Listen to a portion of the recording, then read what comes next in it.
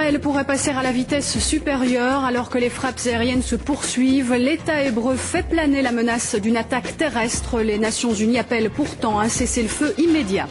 On attend peut-être une visite de Wilfried Martens au château de Laken. L'explorateur pourrait faire un rapport final au roi. En cas d'échec, la crise prendra de l'ampleur. Marc Dutroux a changé de prison. Détenu jusqu'ici à Ytre, il a été transféré à l'établissement pénitentiaire de Nivelles. Mais on ne sait pas pourquoi ce transfert a eu lieu. Ils sont nombreux comme cet homme à travailler en Belgique, mais à vivre en France, c'est plus rentable. La fiscalité des travailleurs frontaliers va changer. Enfin, de la vraie neige, des remontées mécaniques bien assez pour goûter aux joies de la glisse. Et même quand la météo n'est pas généreuse, ici à Comines, on peut toujours skier. Madame, monsieur, merci d'être avec nous. Près de 300 morts en 24 heures. Voilà le dernier bilan de l'offensive israélienne dans la bande de Gaza. L'armée qui poursuit donc son offensive et pourrait même l'intensifier. Des milliers de réservistes ont déjà été mobilisés. Chantal Monet. Nom de code de l'opération, plomb durci. L'armée israélienne en livre quelques images prises d'un cockpit d'avion. Des images et des chiffres, 100 tonnes de bombes, 110 roquettes depuis hier matin. Une mosquée a été bombardée, refuge de terroristes selon Tsahal. Touchés également, la télévision du Hamas qui continue de diffuser ses programmes depuis une unité mobile, ainsi qu'un hôpital. En 24 heures, 230 cibles ont été atteintes et ce matin les raids se poursuivent. Viser notamment les réserves de pétrole à Rafah, dans le sud de la bande de Gaza, et dans le nord, le camp de réfugiés de Djebalia. Une violence jamais vue selon les termes mêmes de la presse israélienne. Déjà victimes du blocus imposé par Israël, les hôpitaux de Gaza sont aujourd'hui à peine capables de soigner les blessés grièvement touchés, 600 selon des sources palestiniennes. Le gouvernement israélien se dit ce matin satisfait de l'opération et des résultats obtenus à ce stade. Le ministre de la Défense préconise, je cite, d'élargir et d'approfondir encore l'offensive autant que nécessaire. Si nous n'atteignons pas nos objectifs par des raids aériens, nous devons considérer une attaque terrestre. Quels sont les objectifs de cette opération ? Changer complètement le comportement du Hamas.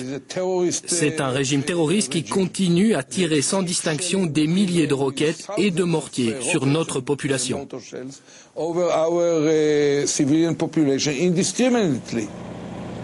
Israël n'exclut donc pas une offensive terrestre. Des milliers de réservistes ont été mobilisés et des chars déployés le long de la frontière avec Gaza. Le Hamas promet une vengeance sans merci. 90 roquettes ont été tirées depuis hier, dont une avec une portée de 33 km. C'est la première fois qu'un tir palestinien s'abatte aussi loin en territoire israélien. Les islamistes annoncent aussi des attentats suicides dans les cafés et les rues. Dans les deux camps, on enterre ces martyrs. 24 heures après son déclenchement, plomb durci a entraîné dans la mort une Israélienne et 280 Palestiniens. Et cette offensive israélienne a donc pour cible des islamistes du Hamas au pouvoir à Gaza depuis 1 an et demi. Une opération longue et difficile qui ne vise pas la population palestinienne. C'est en tout cas ce qu'a déclaré le Premier ministre israélien Ehud Olmert. On l'écoute. L'opération à Gaza vise donc avant tout à changer la situation dans le sud de notre pays. Cela pourra prendre du temps. Nous continuerons à faire un effort pour éviter tout désagrément inutile à la population de Gaza. Je vous promets, au nom du gouvernement d'Israël, que nous ferons tout pour éviter une crise humanitaire à Gaza. La population de Gaza ne mérite pas de souffrir à cause de tueurs et de meurtriers d'organisations terroristes. Et malgré ces déclarations, le Conseil de sécurité des Nations Unies réclame un cessez-le-feu immédiat et les appels lancés par la communauté internationale vont dans le même sens. Philippe Lamère. Les frappes aériennes sur la bande de Gaza font la une de tous les journaux israéliens. Mais cette nouvelle guerre au Proche-Orient mobilise aussi l'attention des diplomates qui, une fois de plus, essayent de jouer aux pompiers de service.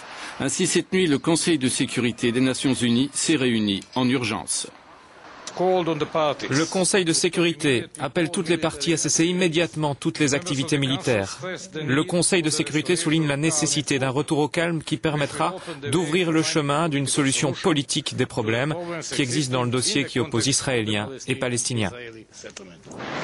Des vœux pieux qui, même en période de Noël, restent sans effet alors que les balais diplomatiques se multiplient.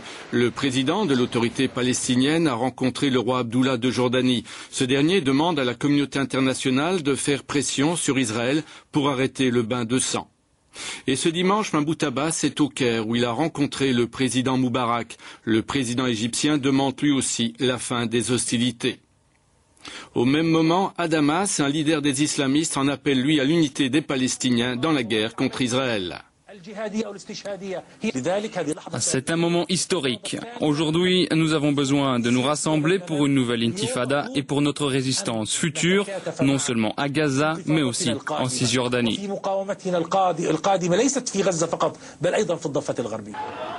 Et en écho, l'autorité palestinienne exhorte aussi les Palestiniens à s'unir. J'appelle toutes les factions politiques palestiniennes, au nom du président Mahmoud Abbas, à participer sous l'égide de l'Égypte, à renouer le dialogue et mettre fin à nos divisions et à refaire l'unité dans nos rangs. Les attaques d'Israël contre Gaza pourraient avoir comme résultat inattendu une union sacrée de toutes les factions palestiniennes, du moins dans un premier temps.